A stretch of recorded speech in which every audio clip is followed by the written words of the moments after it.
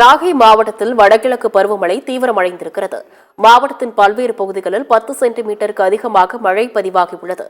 தொடர் மழையால் சம்பா பயிர்கள் பாதிப்பு குறித்து விவசாயி கண்ணனுடன் நமது செய்தியாளர் ஸ்ரீனிவாசன் நடத்திய கலந்துரையாடலை தற்பொழுது பார்க்கலாம்.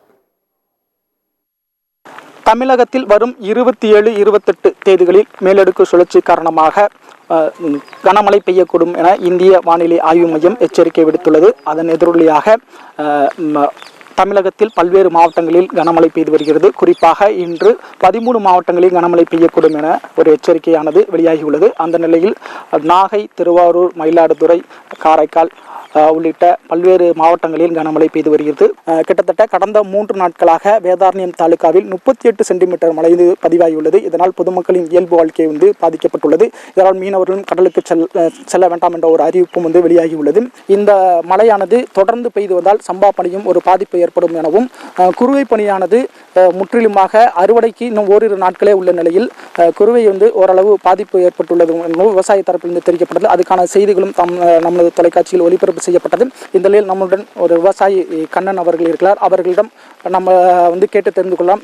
சம்பா பணிகள் எவ்வாறு பாதிக்கப்பட்டுள்ளது, இந்த மழை அவர்களுக்கு போதுமானதாக உள்ளதா, இல்லை இந்த மழை தொடர்ந்து பெய்தால் என்ன நிலைமை நாகப்பட்டினம் மாவட்டத்தில் ஏற்படும் என்பதை கேட்டு தெரிஞ்சுக்கலாம். ஐயா வணக்கம். சம்பா பகுதி கொஞ்சம் பின் சம்பா, ஆனால் தூர்க்கட்ட சூரிய நிலையில் இருக்குது. இப்போ தொடர்ந்து இப்போ ஒரு 12 மணி நேரம் 24 மணி நேரத்தில் ஒரு 12 மணி நேரம் விடாத மழை பெய்யறதுனால சம்பா பணிகள் பாதிப்பு, களை எடுக்கக்கூடிய பயிர்கள் களை எடுக்க முடியல, உரம் கொடுக்க வேண்டியது முடியல.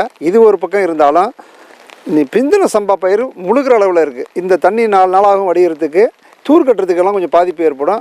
மேலும் எங்கள் பகுதியில் ஒரு 100 ஏக்கருக்கு மேலே குருவை இருக்குது. இந்த குருவை பயிர் பாதிக்கக்கூடிய நிலைமையில் இருக்குது.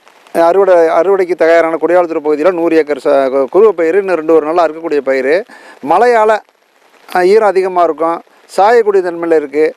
இதை கருத்தில் கொண்டு தமிழக அரசு உடனே மத்திய அரசுக்கிட்ட கேட்டு நெல்லோட ஈரப்பதத்தை கூடுதலாக ஆக்கி உடனடியாக டிபிசி திறந்து, குடியாலத்தூருக்கு டிபிசி திறக்குன்றிருக்காங்க, இது வரைக்கும் திறக்கலை.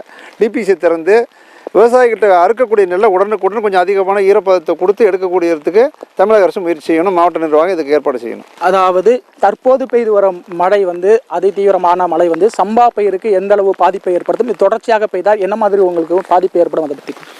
சம்பா பயிருக்கு இது தொடர்ந்து மழை வந்தால் முழுந்தக்கூடிய சூழ்நிலை இருக்குது. கூடுமான அளவுக்கு இந்த வருஷம் பிந்தின சம்பா தான் அதிகமாக இருக்குது. எங்கள் பகுதியில் இந்த பிந்தின சம்பா தூர்க்கட்டக்கூடிய பருவத்தில் இருக்குது, முழுந்தக்கூடிய இதில் இருக்குது.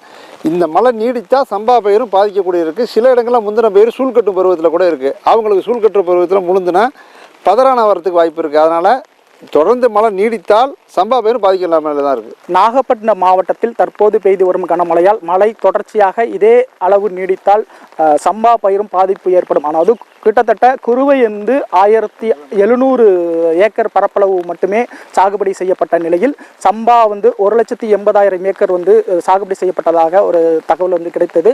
இந்த நிலையில் தற்போது பெய்து வரும் வடகிழக்கு பருவமழையால் சம்பா பயிர்கள் தூர்க்கட்டும் நிலையில் உள்ள பயிர்கள் பெரும் சேதத்தை விளைவிக்கக்கூடும் இந்த மழை என்று எதிர்பார்க்கப்படுகிறது. நாகப்பட்டினம் மாவட்டத்திற்காக வடகிழக்கு பருவமழையிலிருந்து சத்தியம் தொலைக்காட்சிக்காக ஸ்ரீனிவாசன்.